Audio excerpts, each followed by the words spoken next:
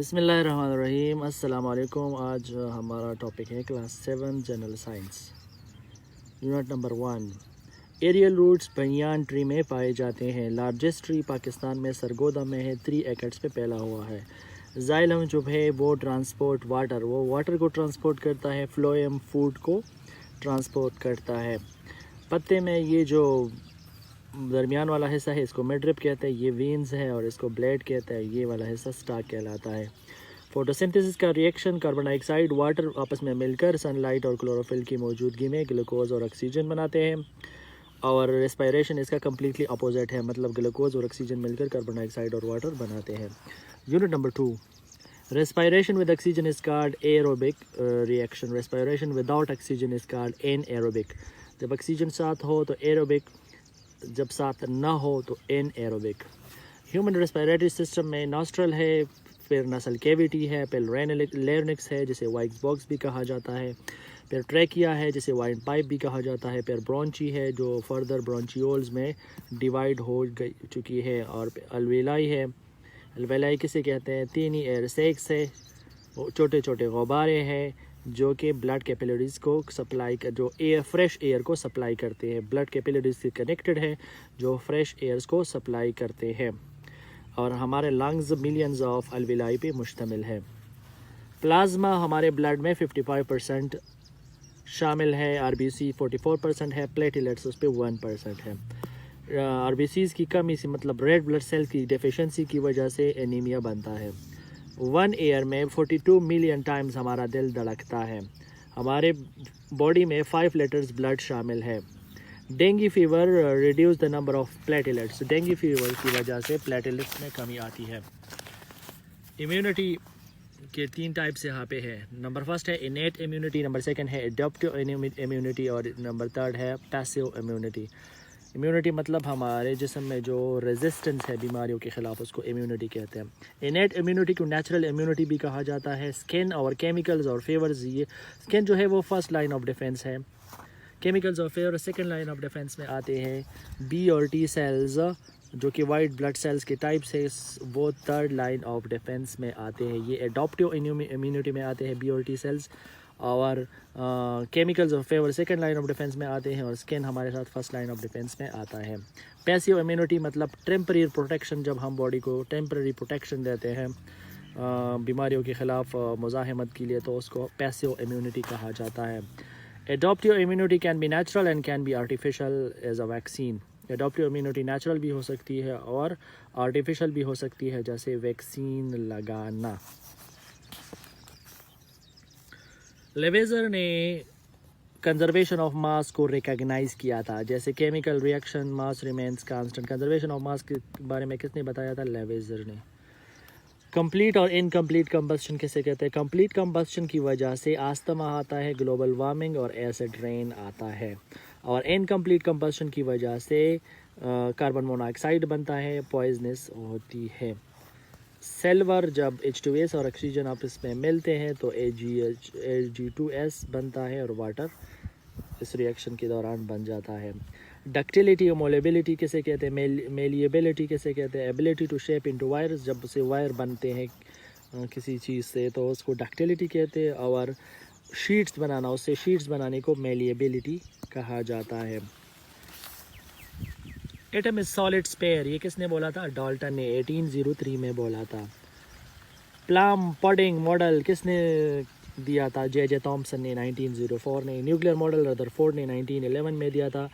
Planetary model Bohr ने 1913 में दिया था। क्वांटम मॉडल श्रोडिंगर ने 1926 में दिया था। Noble gases are less reactive. Unit number 6। Formation of cation, loss of electron जब होता है तो केटाइन बनते हैं, और गेन ऑफ इलेक्ट्रॉन जब होता है तो एनाइन बनते हैं। केटाइन पे प्लस साइन आता है, एनाइन पे माइनस साइन आता है। ये आपस में एक दूसरे की जगह ले लेते हैं। नाइट्रोजन प्लस हाइड्रोजन आपस में मिलते हैं तो इन 3H के साथ आ जाता है, और 1N के साथ चला जाता है। इसी तरह ये वाला भी है। If valency can be simplified, then simplify as shown in the above. Valency की simplification ये दोनों में बयान की गई है। Unit number 7। alloys are solid solution that are in the manufacture of cars. alloys जो है वो solid solution है जो कि कार के मैन्युफैक्चर्स में यूज़ किए जाते हैं. Smoke is also the example of solution. Smoke भी सोल्यूशन का एक एग्जांपल है. गैस इन सॉलिड सोल्यूशन का क्या एग्जांपल है? Hydrogen in palladium. Gas in solid solution. Solid solution में गैस का एग्जांपल क्या है? हाइड्रोजन इन पैलेडियम में. गैस इन लिक्विड सोल्यूशन का एग्जांपल क्या है? Oxygen in water. Solid in gas solution का क्या एग्जांपल है? स्मोक. रॉकी कैंडी पेपर में भी आया था, is the example of super saturated solution. Rocky candy super saturated solution का एग्जांपल है. Acetone is use to break down other substance. Acetone use होता है दूसरी सब्सटेंस के ब्रेक डाउन के लिए, जैसे नेल पॉलिश को रिमूव करने के लिए या पेंट को रिमूव करने के लिए एसीटोन यूज किया जाता है. Unit number 8. Odometer measures the distance covered by car. Odometer car का जो मीटर होता है उसको ओडोमीटर कहा जाता है. Distance time graph gives speed. Distance time graph हमें स्पीड देता है. डिस्प्लेसमेंट टाइम ग्राफ हमें वेलोसिटी देती है, और एक्सेलरेशन और डिस्प्लेसमेंट टाइम ग्राफ और वेलोसिटी टाइम ग्राफ हमें एक्सेलरेशन देती है. Example of non contact force is gravitational force. Non contact force को ग्रेविटेशनल फोर्स कहा जाता है. Contact force act when there is a physical contact between two bodies.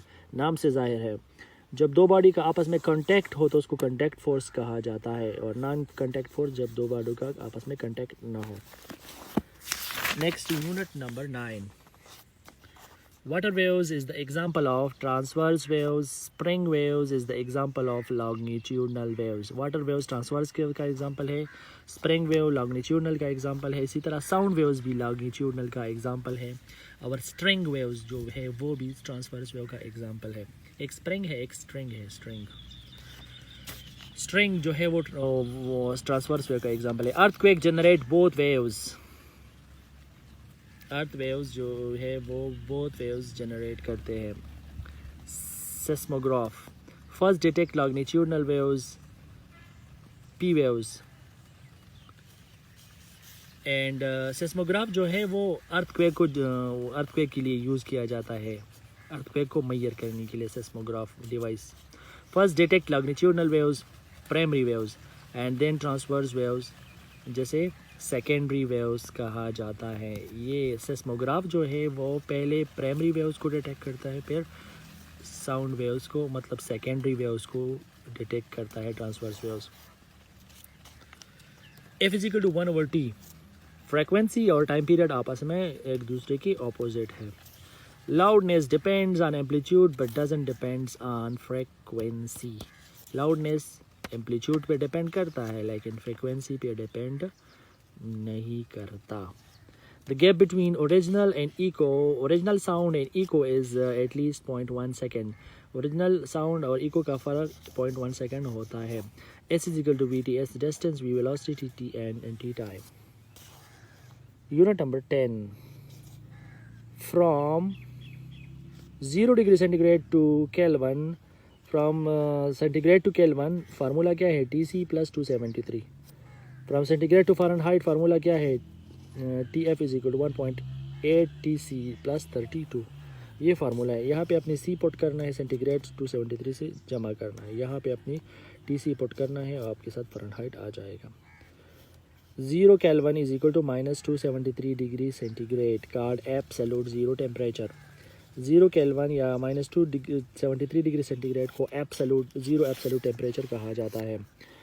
Water = 7%, land = 30%, fresh water = 2%. Ground water हमारे साथ 12% है. Reverse and lake हमारे साथ उसका पानी 1% है. Unit number 12. W = mg. W weight है, m मास है, g ग्रेविटी है. वेट = mg के बराबर होता है. Tides are gravitational pull of moon. Tides gravitational pull, moon की ग्रेविटेशनल पुल को टाइड्स कहा जाता है. इसके 2 टाइप्स हैं, हाई टाइड्स और लो टाइड्स. थैंक्स.